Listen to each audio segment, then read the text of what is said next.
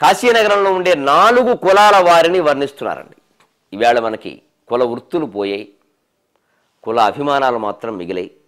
మన కులం అయితే చాలు, వాడు మంచివాడైనా చెడ్డవాడైనా సమర్థించే లక్షణం ఒకటి సమాజంలో పెరుగుతోంది. చెయ్యెత్తి నమస్కరించి వేడుకుంటున్నాను సమాజ శ్రేయోభిలాషిగా. అసలు అది పనికిరాదండి. మన కులం అయినా కాకపోయినా మంచితనాన్ని మనం సమర్థించాలి, చెడ్డతనాన్ని వ్యతిరేకించాలి. మనవాడు కదా అని వాడు చేసిన ప్రతి పనిని సమర్థించడం, వేరేవాడు కదా అని వాడు చేసిన మంచి పనిని కూడా చెడ్డ పని అనడం చాలా దుర్మార్గమైన ఆలోచన. ఈ ఆలోచనలకు అతీతంగా తెనాలి రామకృష్ణుడు సమాజ శ్రేయోభిలాషిగా, సంఘ సంస్కర్తగా 500 ఏళ్ల క్రితమే అన్ని కులాల వారిని ఎంత అద్భుతంగా వర్ణన చేశాడో, ఎవరినీ తక్కువ చేయకుండా.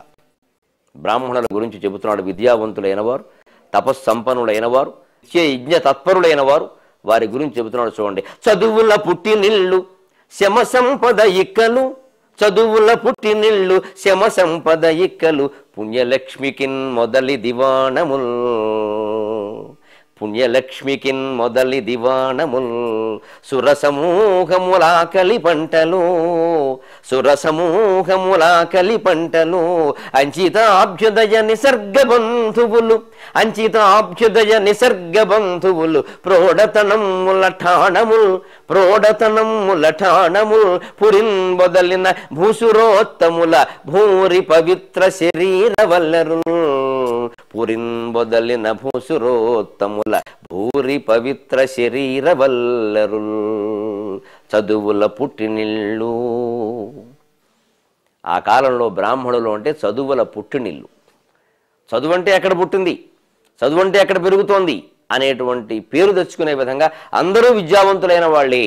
బ్రహ్మశబ్దానికే విద్య అనర్థం. ముఖ్యంగా వైదిక విద్య బ్రాహ్మణ కుటుంబాల్లో కనీసం ఒక్కరికైనా నేర్పాలి, ఒక్కరికైనా ఆ విద్యను నిలబెట్టుకోగలగాలి. అందుకని చదువుల పుట్టినిల్లు. సరే, శమ సంపద ఇక్కలు. ముఖ్యంగా బ్రాహ్మణుడు అన్నవాడికి ఉండవలసిన లక్షణం శమ. శమం అంటే శాంతి. పైగా శమం అనేదానికి అంతరింద్రియ నిగ్రహం అని పేరు. శమదమాలు అంటారు. శమం అంటే మనస్సుకు సంబంధించినటువంటి నిగ్రహం. దమం అంటే బహిరింద్రియ నిగ్రహం. బహిరింద్రియములు మనకు తెలుసు, త్వక్, చక్షు, శ్రోత్ర, జిహ్వా, ఘ్రాణములు.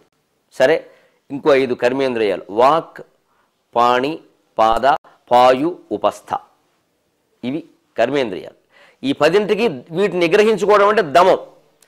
వీటికి మూలమైంది మనస్సు. నువ్వు చేతులు కట్టుకున్నా కాళ్ళు కట్టుకున్నా లాభం లేదు, మనస్సు కట్టేసుకోవాలి.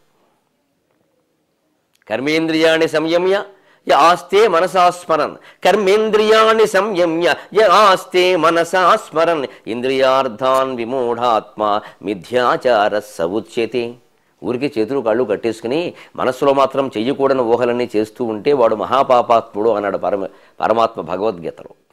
అంచేత శమం అంటే అంతరింద్రియ నిగ్రహం. శమ సంపద ఎక్కలు. మనోనిగ్రహం అనేది విద్యావంతుడైన వాడికి. మీరు ఇంకోటి గమనించాలండి, నేను ఈ కాలానికి అన్వయించి చెబుతున్నా. బ్రాహ్మణులు అంటే ఈ రోజుల్లో నా దృష్టిలో విద్యావంతులైన ప్రతివాళ్ళు, మేధావంతులైన ప్రతివాళ్ళు.